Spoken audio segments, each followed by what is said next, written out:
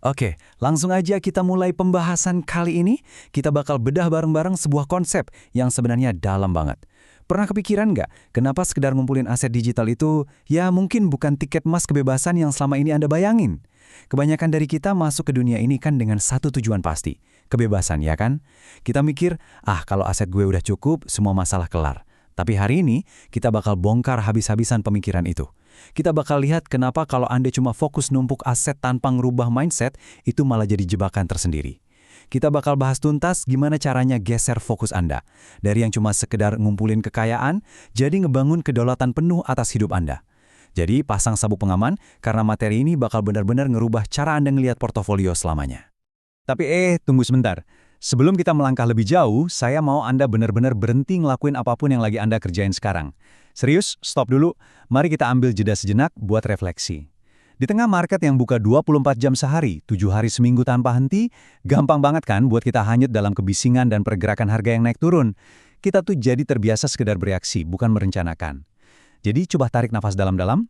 Oke, mari kita jernihkan pikiran dulu sebelum Anda bikin keputusan atau langkah apapun di market setelah ini. Pertama-tama, saya mau kasih apresiasi buat kerja keras Anda. Anda tuh udah konsisten banget ngumpulin aset.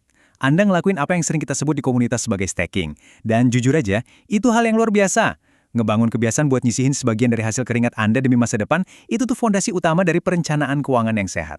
Anda konsisten, dedikasinya tinggi, dan rutin banget ngumpulin pecahan-pecahan aset itu. Beneran deh, Anda udah ada di jalur yang jauh lebih baik dibandingin kebanyakan orang di luar sana.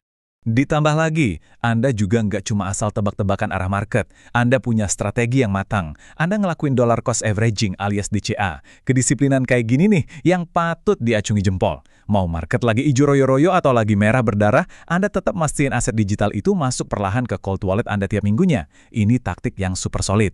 Anda mungkin ngerasa tenang dan aman sekarang karena Anda tahu, pelan tapi pasti, Anda lagi ngebangun kekayaan. Semuanya kelihatan udah ada di jalur yang bener kan? Tapi, disinilah kita masuk ke pertanyaan yang paling krusial. Sebuah pertanyaan yang bakal jadi inti dari bedah materi kita hari ini. Coba deh, tanya ke diri Anda sendiri saat ini juga. Apakah selama ini Anda cuma sekedar numpukin angka-angka, atau Anda benar-benar lagi numpukin kedaulatan? Gini loh, angka di layar HP atau laptop Anda itu cuma metrik, cuma data. Tapi kedaulatan, itu beda cerita. Kedaulatan itu soal kendali. Artinya, Anda punya otoritas 100% atas waktu Anda, energi Anda, dan pilihan hidup Anda. Kalau saldo aset Anda terus nambah tapi stres dan kecemasan Anda juga ikutan meroket, yakin itu yang namanya kemenangan? Jadi poin pentingnya tuh ada di sini. Numpuk kekayaan tanpa punya visi hidup yang jelas, itu nggak bakal bawa Anda ke gerbang kebebasan. Malahan, itu cuma bakal nyeret Anda ke bentuk keterikatan yang baru.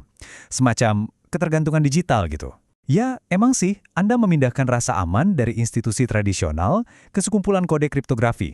Tapi secara psikologis, Anda sebenarnya masih terbelenggu. Anda tetap hidup dalam ketakutan bakal kehilangan aset, panik tiap kali harga anjlok, dan terus-terusan ngerasa cemas. Kalau dipikir-pikir, itu kan bukan kebebasan ya. Itu cuma borgol yang dicat pakai warna beda aja. Coba kita perhatikan konsep yang satu ini. Karena ini dengan sangat jenius ngejelasin akar masalahnya. Bandingin dua hal ini deh. Di satu sisi kita punya sistem lama dengan pola pikir fiat yang konvensional banget. Terus di sisi lain, kita punya apa yang bisa kita sebut sebagai cooler UI atau antarmuka yang jauh lebih keren dan modern.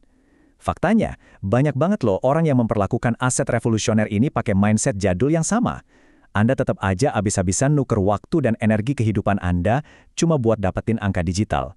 Pada akhirnya, Anda tuh cuma lagi bikin ulang siklus rat race, perlombaan tikus, tapi kali ini di dalam aplikasi smartphone Anda. Kasarnya nih, Anda cuma nuker roda hamster kayu Anda yang lama sama roda hamster titanium digital yang kelihatan lebih canggih. Tetap aja lari di tempat. Coba kita cek. Jangan-jangan Anda juga udah masuk ke jebakan ini. Pernah nggak Anda ngerasa harus kerja sampai 60 jam seminggu di kerjaan yang sebenarnya nggak Anda suka, cuma biar bisa beli lebih banyak aset? Atau Anda mulai kecanduan ngecekin grafik harga dan jantung rasanya mau copot tiap ada candle merah yang panjang? Atau Anda ngerasa terus-terusan menguras energi vital Anda buat ngejar digit di kelas aset yang baru ini? Kalau Anda ngerasa, wah ini gua banget nih, berarti sorry aja, Anda tuh belum bener-bener keluar dari sistem. Anda masih terjebak di dalamnya. Makanya, kita benar-benar harus ngerombak total cara pandang kita terhadap aset ini.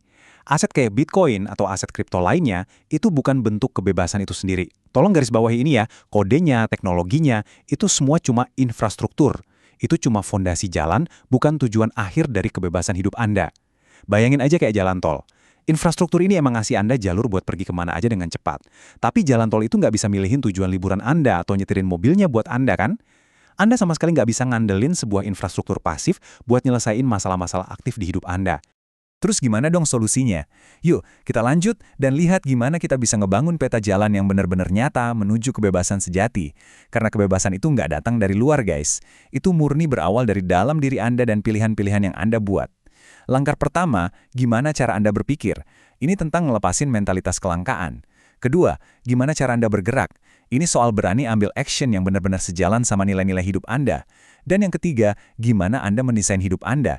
Bikin rutinitas dan lingkungan yang melayani Anda, bukan malah sebaliknya. Inilah 3 langkah konkret menuju kedaulatan pribadi. Pesan paling utama dari bedah materi kita hari ini sebenarnya bisa dirangkum dalam satu prinsip yang simpel banget. Jangan cuma numpuk ES, tumpuklah kedaulatan. Ini tuh sebuah pergeseran paradigma yang masif banget loh. Kita benar-benar harus move on dari yang awalnya cuma mikirin cara ngumpulin angka digital menuju ke perancangan hidup yang holistik. Kedaulatan itu artinya Anda mandiri. Punya portofolio gendut itu emang penting, pastinya.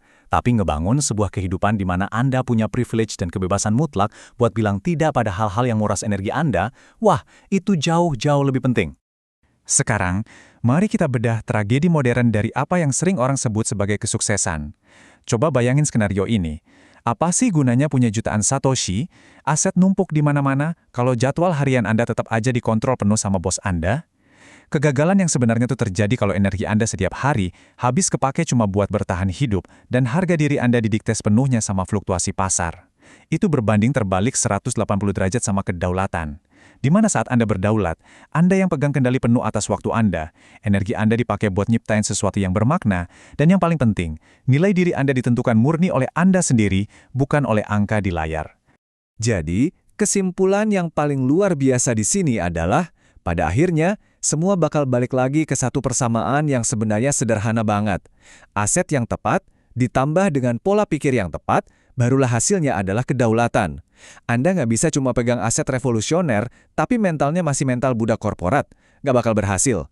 Begitu juga sebaliknya, punya pola pikir yang bebas merdeka, tapi nggak punya kendaraan finansial yang tepat, ya Anda bakal tetap kesusahan ngehadapin realitas. Anda benar-benar harus gabungin dua-duanya. Begitu Anda ngelakuin itu, asetnya nggak bakal lagi mengontrol Anda.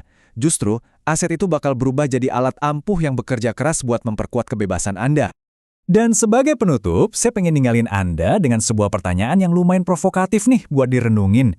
Gimana cara Anda, secara personal, mulai hari ini, detik ini juga, menggabungkan aset yang tepat dengan pola pikir yang tepat, supaya Anda bisa jadi pribadi yang benar-benar berdaulat? Saya tantang Anda buat mulai ngelihat jauh melampaui grafik harga harian yang bikin pusing itu. Mulailah desain hidup Anda sendiri. Gunakan infrastruktur finansial yang udah Anda bangun susah payah ini sebagai batu loncatan, bukan sekedar garis finish. Mulailah ngebangun kebebasan sejati yang nggak akan pernah bisa diukur cuma pakai angka. Terima kasih banyak udah gabung di sesi bedah materi kita hari ini, dan yuk mulai desain kedaulatan Anda sekarang juga. Sampai juga!